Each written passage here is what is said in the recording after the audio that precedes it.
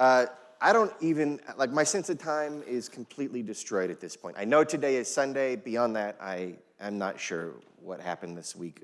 When I got the invitation, when a national call was put out for clergy from two organizations operative in Minneapolis, one called March, which was an explicitly LGBTQ plus forward and welcoming and led justice organization, and another organization about Isaiah, whose tagline I actually forgot, but there is a chapter of Isaiah in Colorado Springs, so maybe I'll have an opportunity to reconnect with them. They put out the invitation for clergy to come, and no one, they did not know, and we did not know that we would all be gathering in Minneapolis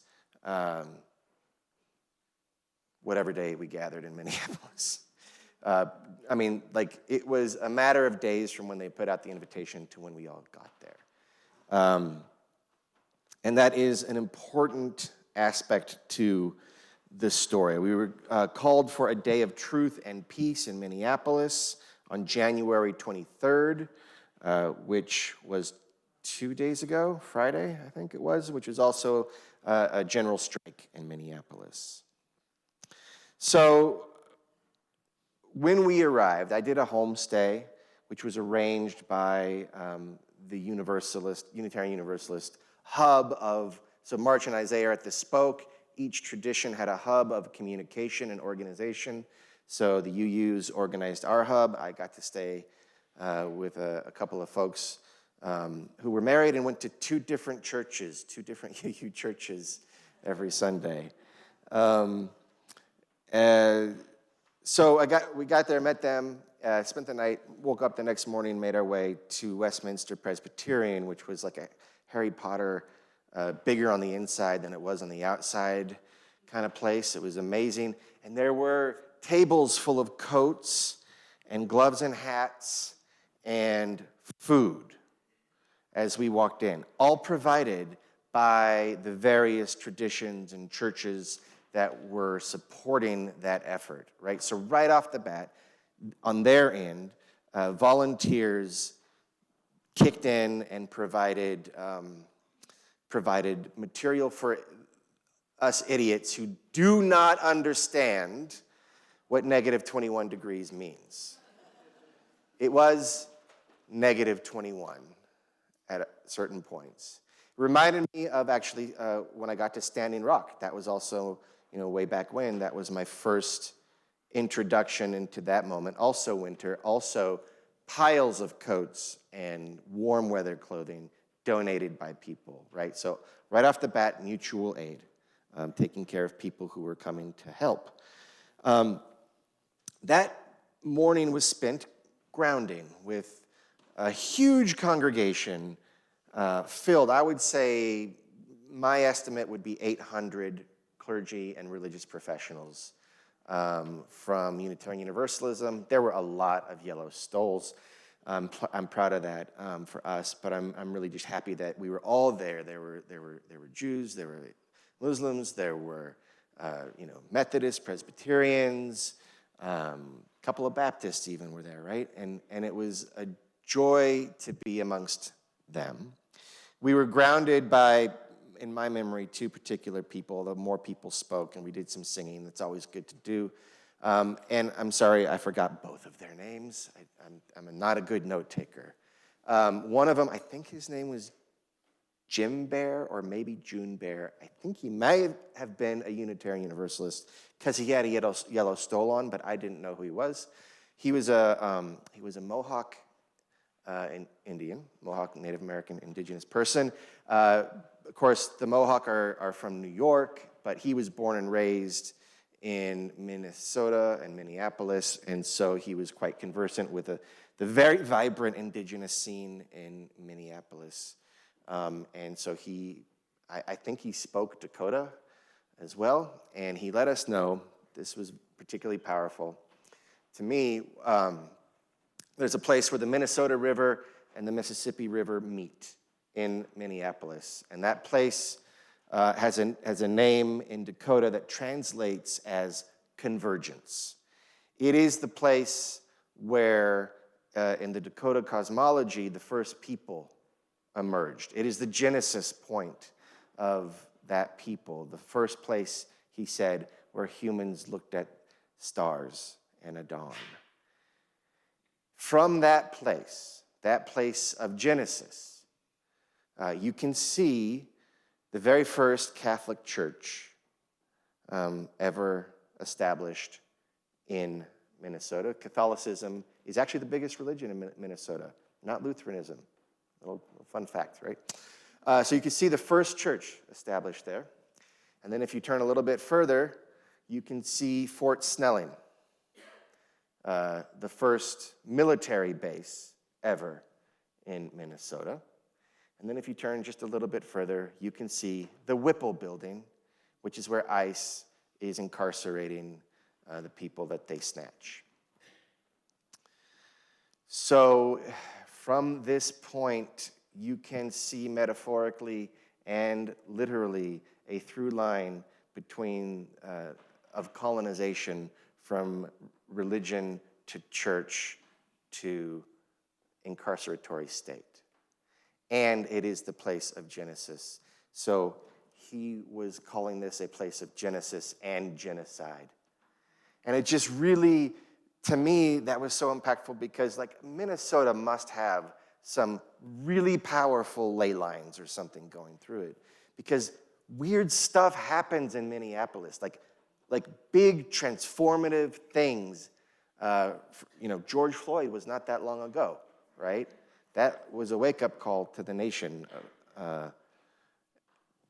And now we're having this take place in Minneapolis. And those are just two examples of other things. So there's a weird energy in this, what we now call Minneapolis, and this Genesis convergence point. And the other thing, we got a poem from the poet laureate of Minneapolis. And I tried to find that poem for you this morning, but it's not published. She just wrote it in response to the murder of Renee Good. And the one thing that really burned in my mind from that poem was that she said that ICE underestimates how soft Minnesotans are.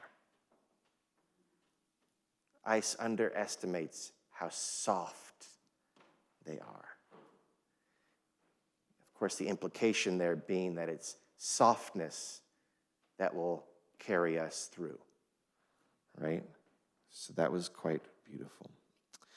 Later that day, we went on patrol. Some of us did. Others stayed to learn some things. I was partnered up with somebody, and we walked the streets of a predominantly Somali neighborhood. Lake Street is the street, the main street in that neighborhood, where a lot of ICE operations are currently conducting, and we walked around there for, half an hour, 45 minutes or so. At one point, my partner and I thought we saw what could be, but nothing seemed to be happening after, 10 minutes, and so we kept on walking. But there was 3 or 4 busloads of us that went to that neighborhood and walked around. And of all of those, well, at least on my bus, only one person saw ICE. And in fact, the whole time I was there, I never saw ICE. But these people, these colleagues, witnessed ICE leap out of a car, 6 or so people, surround another car, harangue a woman in that car for a while. And then neighbors started coming, whistles were blowing, which was weird because they weren't far away, but I didn't hear it. Neighbors showed up, started to witness. ICE went away and left the woman. And as they were telling that story, the person who was facilitating this storytelling on the ride back said, yes, and how long did that take from their appearance to their disappearance? And they said, less than a minute. And this is the thing that's really important to understand. These snatch and grabs are fast. So what they're doing in Minnesota in these neighborhoods, it's incredible.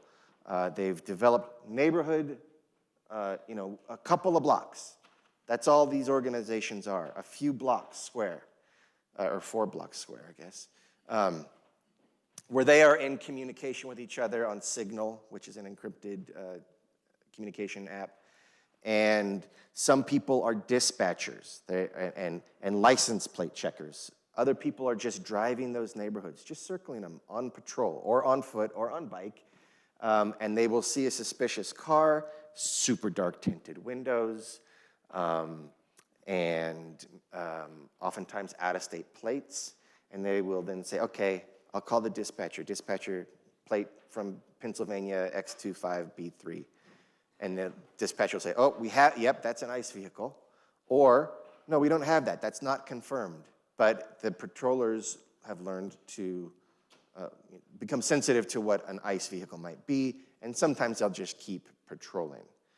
And then, so there's dispatchers, and then sometimes there'll be like a moment where ICE will turn on the patrollers, and at that point, the patrollers call the dispatcher, said, ICE is coming at me now, and the patroller is there to just be this calm presence on the other end of the phone to say, okay, you tell them that you're not doing anything wrong, take a breath, tell them that you are legally observing and that you are allowed to do this, right?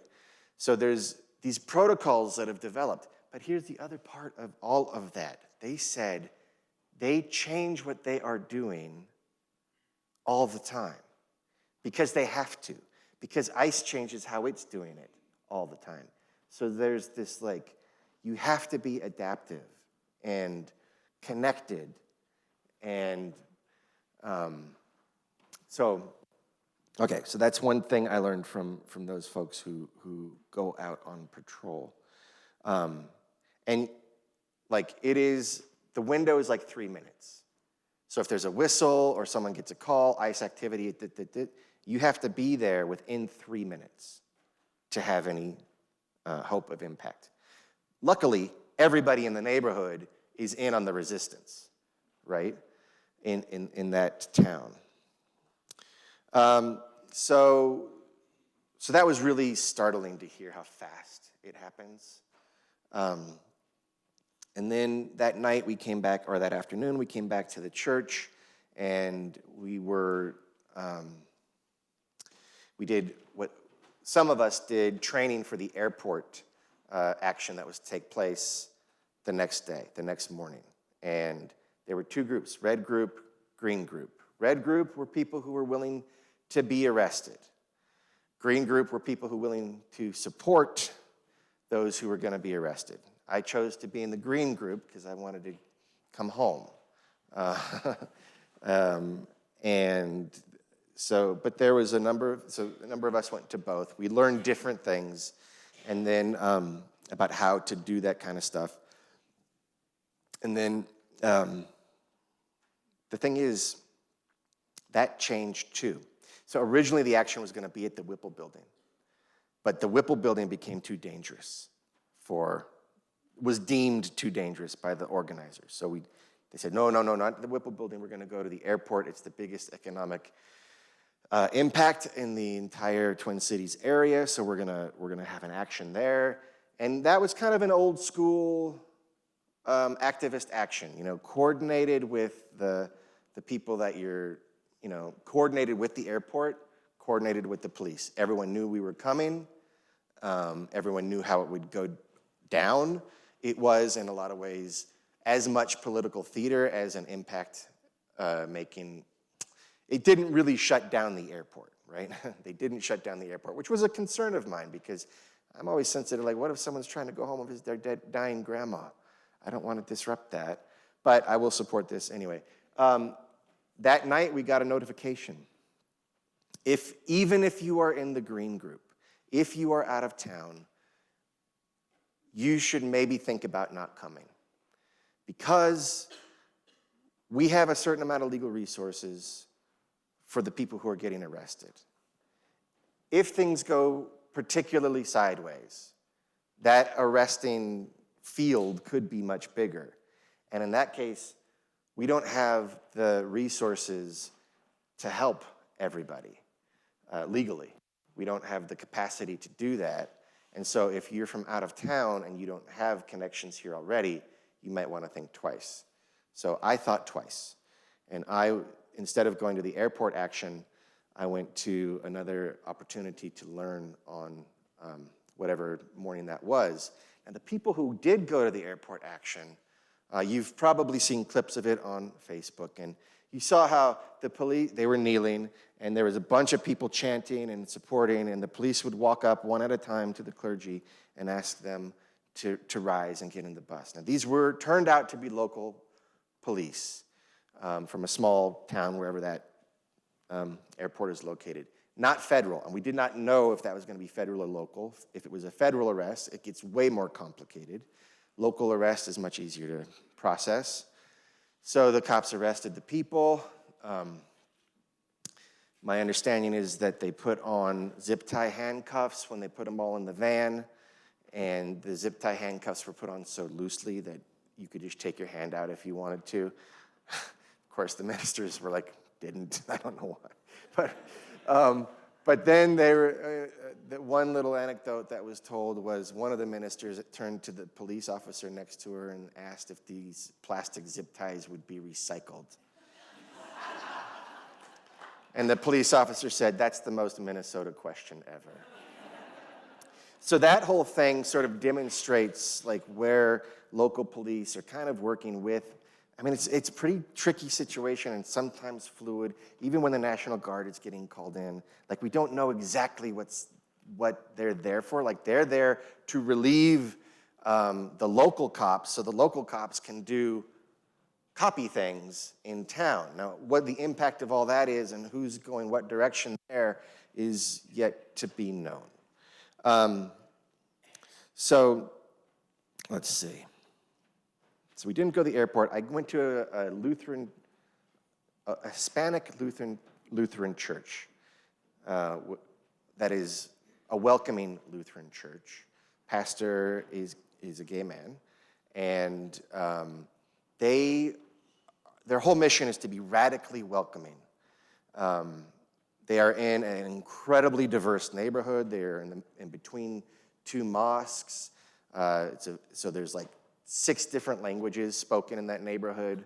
And of course, it's a very high target area for ICE.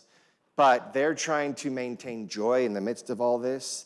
They have dance parties every Friday, complete with a disco ball, and that has become very important to the community.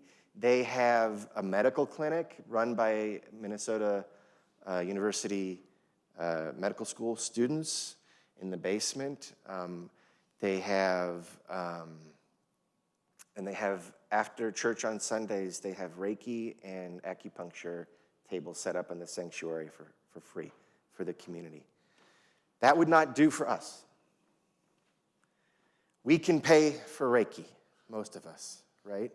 So, but we could support another church in another part of town whose congregation might need that. So it's a really cool thing. It would be pretty weird, I think, and not totally appropriate for us to emulate that. But let that open our mind to how we can help.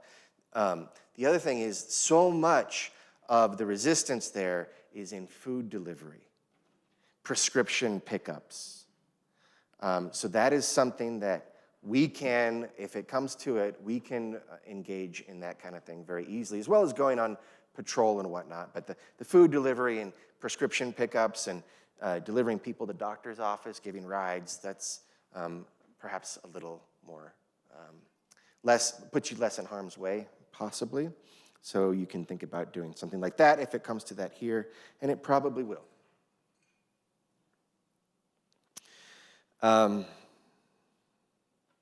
2 times when I was there, I spoke to, one was in a church building, that San Pablo church, and one was at the march, and people were like, oh, who are you? And I said, oh, I'm with the clergy that's come to bear witness and learn and see what we can do.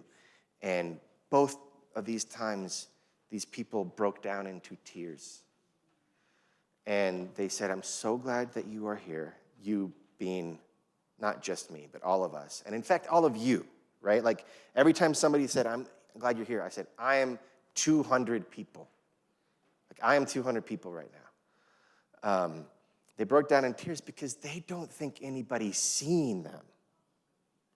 Which, I was like, oh no, we are.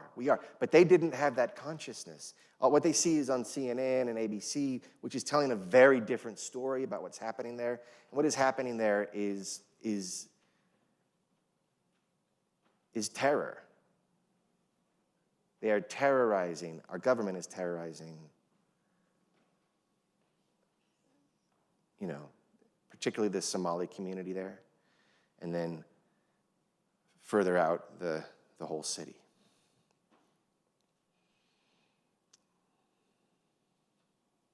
So the march, another thing, on that day, we walked around that neighborhood.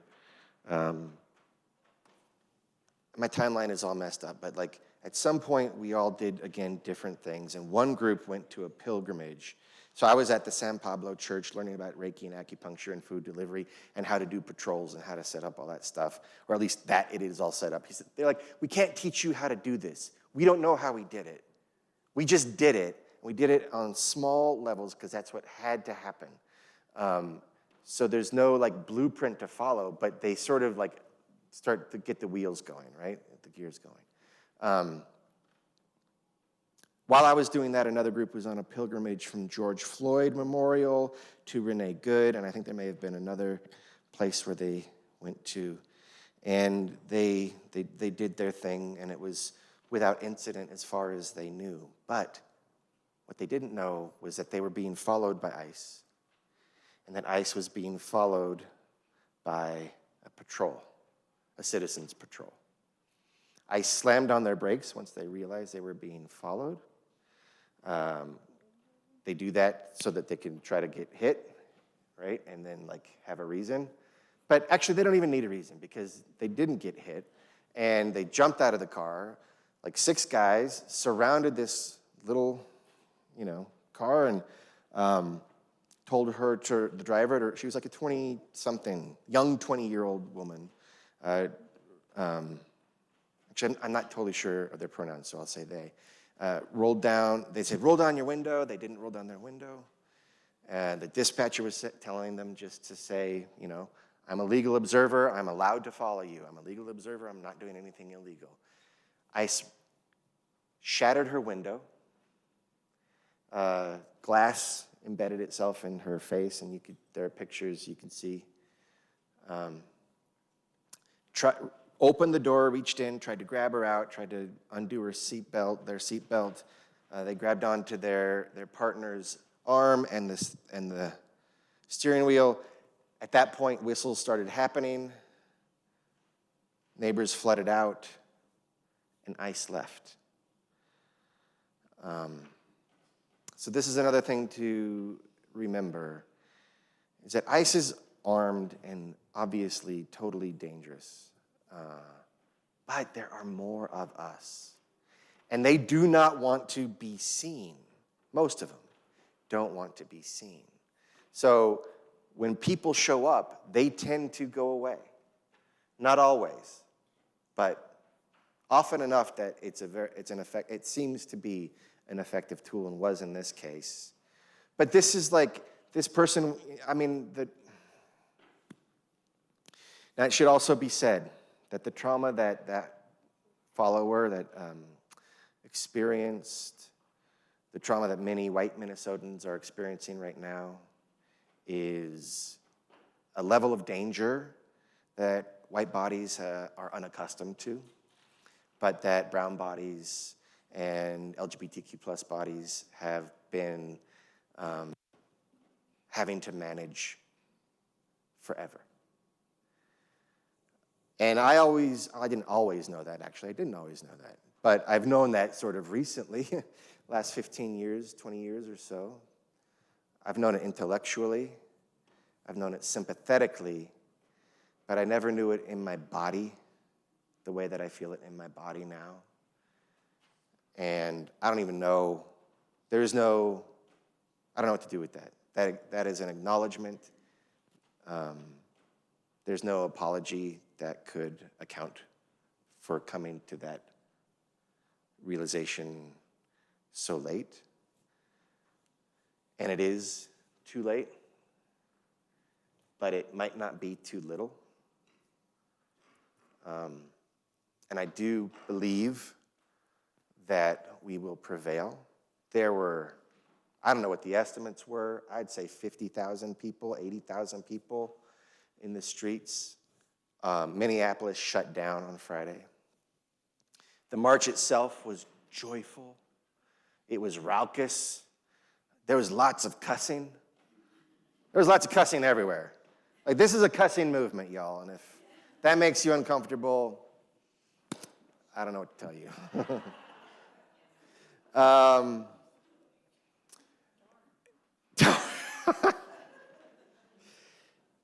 Try a little bit harder. You can do it. Okay. So, but it was joyous, and it was peaceful, and hopeful, and freezing cold. And I lost whatever tribe I thought I had there, and so I just tribed up with people. It was like being at a Grateful Dead show in a lot of ways, because it was music and joy and hope and faith. And then the next day, there was another killing and murder, yeah. And they asked, at that point, that started to come to light. That was 2 miles away from where I was staying, and I had no idea, right? You would think you would hear 9 gunshots, but I didn't. And so I was at the airport. My bag was actually already checked when they said, hey, if you can stay, stay. And I tried to see if I could swing it, and it just was too weird. So here I am. But there are a number of ministers who were able to stay and are doing what they can to represent and help bear witness and bring that witness back to their congregations when they return. So what I want to say is it took so many people acting so quickly to pull off just the part where the ministers were coming into town. It's taking way more people acting not only quickly, but constantly and consistently and adaptively. So that is something that I think that we should start preparing for. And the march was great, and it was important, and it demonstrated how many people were absolutely fed up with what was going on. And yet, the next day, another murder happened. So what I think what can we do, right? Well, we can organize. We can start organizing in our neighborhoods, on our blocks. My block sucks. I don't think my block is gonna care if ICE is on there. Half of them are gonna cheer, and half of them are gonna to not want to offend their neighbors. So when in a situation like mine, I'm also not in a neighborhood where ICE is gonna be wandering around. So there are local people on the ground already here who have the early stages of that kind of an organization going. So we plug into them. And the very crucial thing is that we need to be in a position of followership much of the time, right? We don't want to walk in and assert that we know better, ask what we can do. There's no plan right now. Is there a plan? Yes.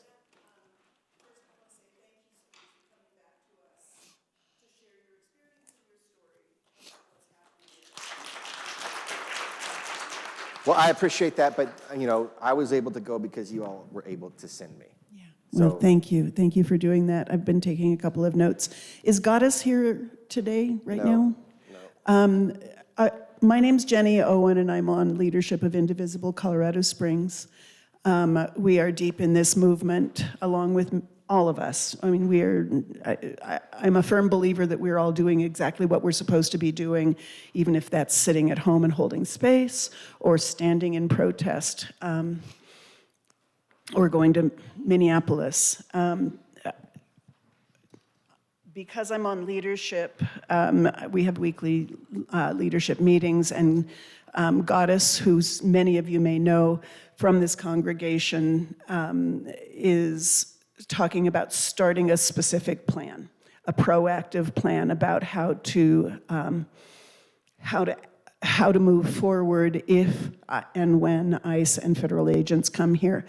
One of the things that we've been talking about is that Trump is pissed at Colorado right now, predominantly because of things like Tina Peters, and that Colorado is not caving to his demand to release her. So I don't want to spread negativity, but this is what I've been thinking and feeling and seeing in my heart. If you know the idea of Sauron in The Hobbit, I'm thinking about Sauron's eye turning to Colorado. It could happen any place and any time, and it does everybody good in this nation to be prepared with a proactive idea and plan for going forward. If anybody wants to talk with me and kind of, I don't know, maybe we can put together some sort of a sign-up sheet or something. Like if you want more information about how to be developing the proactive plan for Colorado Springs, see me afterwards. I don't think I ought to take more time. Same here. I just want to say and reiterate that I love that there's a plan developing. And also what I learned is that plans are written in pencil. And we have to be able to pivot and be flexible. And here's what that requires. That requires low ego. That requires grace-giving and forgiveness and patience and courage. Courage probably is a hard one to find sometimes, but I really do think that compassion, for me, rooting in compassion is the place where I find courage. So today has been an exercise in what will be required for the resistance moving forward in terms of pivoting, being here past when you thought you were going to be here. That's actually weirdly part of what is required, right? And just looking out for each other in a very organic and ground level way, and then stepping into leadership when it's needed, but more often into followership. So that's all I got to say for now. Sorry it was so rambling. I didn't write anything really down. Yes, one last thing, and then we got to sing. Yeah. So you can go to that, or you can come to our town hall. And also what I want to say about that is this is a long haul. 3.5% of the population is another thing I learned.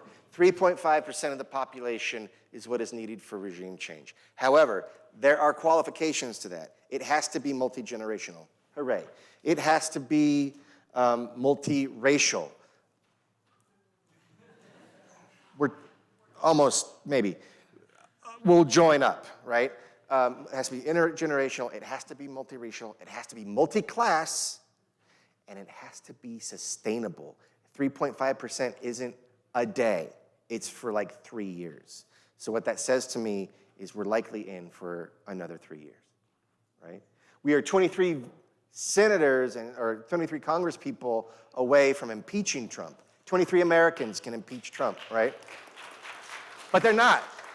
They're not going to. So we're in this for a while. We're in this for 3 years. And let us sing.